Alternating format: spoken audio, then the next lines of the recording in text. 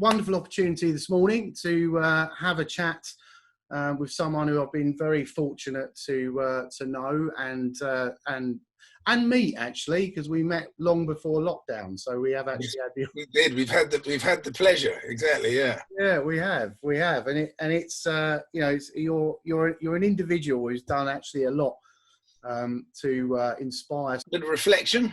Reflection, you got it. That's the word. But before we get into all that, do you want to? I'll be really nice just to explain. Who is Manley? Who is Manley? What is Manley? Yeah. So slightly dodgy character, clearly. I do have a tendency of saying yes. So if you sort of look back at a career path, it's not a straight line, to say the least. You can tell from the picture behind that sailing's big in my life and always has been. And that's a key part of who I am. But yeah, I was in the British Navy a long time ago, spent some time out in Hong Kong in the Hong Kong police in the 80s. Rejoined the Navy actually for the first Gulf War, sort of volunteered to go out and keep the peace, shall we say. And then became a professional sailor for almost 10 years, which culminated in me skippering in a race around the world. And that was a life changer in so many ways. It really was. I learned an extraordinary amount about leadership, about teamwork, and also about myself. I've been in the space that I'm in now, which is it's helping people find themselves and be the best they can be, and then bringing people together to create what I like to call collective brilliance. So my work now is in teams of people and individuals, just helping them be bloody marvellous, really, and I absolutely love it. I really do. I managed to squeeze in a bit of an expedition to the North Pole as well, in between times. And regularly try and get out there and test myself as much as I can. If I'm going to be a guru in leadership, then I ought to go and apply it and try it as well, as part of my philosophy. I don't even know where to start, really, like on the because I love the way that these things just sort of fall off your tongue, like, oh, I just squeezed in a trip, because it's more than that. And I know people don't like to blow their own trumpet, but let me help do that for you a little bit. I mean, haven't you got, I might have this wrong, I'm sure you've got 1 or 2 world records. Haven't you been going backwards around the world and getting to the South Pole? So North Pole is magnetic North Pole. South Pole's coming. We'll get there. Yeah. So no, we do hold the record for the fastest to the magnetic North Pole. But tragically, it can't be in the Guinness Book of Records because the North Pole moves all the time. And so it's not a static point. Yeah, well, that's what I think too. I was horribly upset by that, but actually, I'm not worried about records and stuff.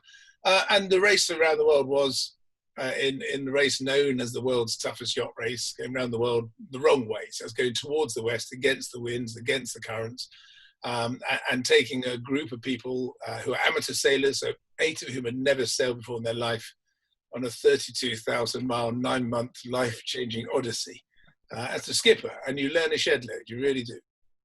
That's why. I mean, this whole idea of just talking opportunities. I mean, in the simplest sense, it's just about talking about opportunities and sharing these great conversations and insights that you. I mean, there's so many things that I've learned just from knowing you, and some of the things, and we'll get into some of that later on. But also, I mean, tell us a bit more about, or tell me a bit more about your time in the Hong Kong police. There's just these things that just sort of rolled out there. So, what were you doing and why? And it was a very different era than it is now. We have to say that.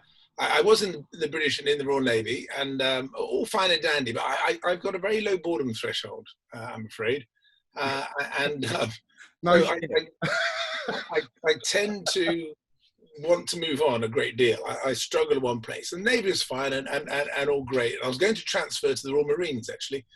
And so I did the potential officers course down at Lympstone and passed that. But I just so happened to have seen an advert for, come out to the Royal Hong Kong Police, join as an inspector, and hey-ho, and off you go.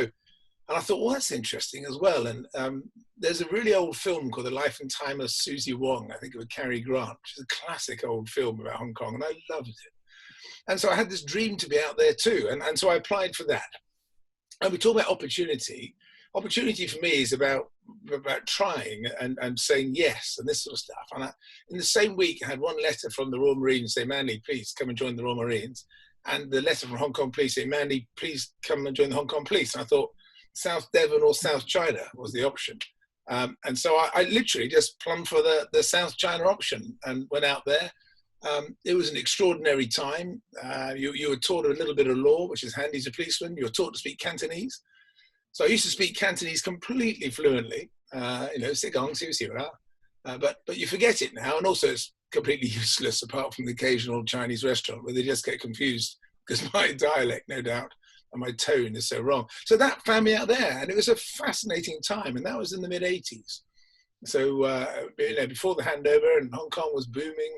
And gosh, it's a real formative part of who I am for sure, and I loved it.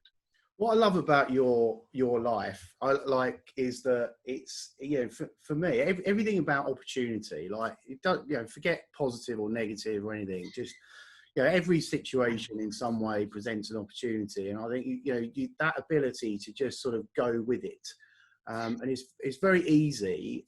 I've done it. I think most people have done it. You sort of sometimes just fall into this kind of trap of perceived comfort and then stop doing things.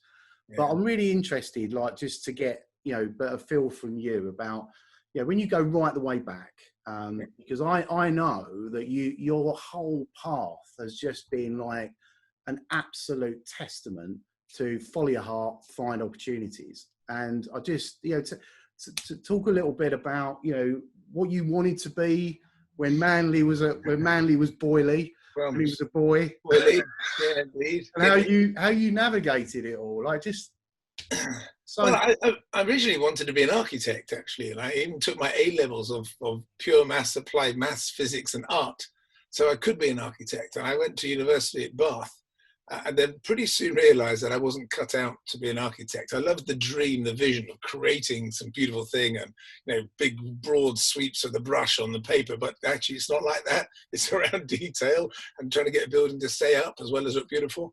And so I fairly quickly left that. And timing's everything. So I left university just before they threw me out. So that was an important philosophy as well. I've always had the premise that... Sorry, was that go before you're pushed? That's what we're getting at there, right? Yeah. Everything in life is about timing, Dan, as I'm sure you're aware. Even Alex Ferguson. Yeah, exactly. So that was an interesting journey to say, right. And to be quite frank, I wasn't quite sure what to do. But I'm a firm believer that you should not fret about the future at all. It'll unfold. I'm not a fatalist in the sense of sitting back and waiting for something to happen. But I'm a fatalist in the concept that if you move forward and if you're aware and you're alert, then as an opportunity comes along, you're ready for it. And if you're ready for an opportunity, it'll present itself. If you find yourself not ready for an opportunity, if you're closing yourself down, the opportunities are there, but you won't see them.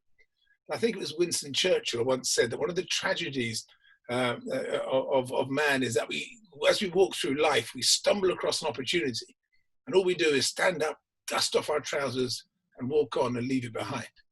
And I think my life has been a bit like that, in the sense that as an opportunity comes, you've seen it, people say, Manley, we're doing this. I go, yeah, why not? I don't know I can do it. I don't know I'm going to make a success. But I know I'm going to try and give it my best shot. And I think I've always had that attitude of basically saying yes. It's a brilliant thing, and it's something that I've tried to do and want to do a lot more of. Hence, and we'll get on to.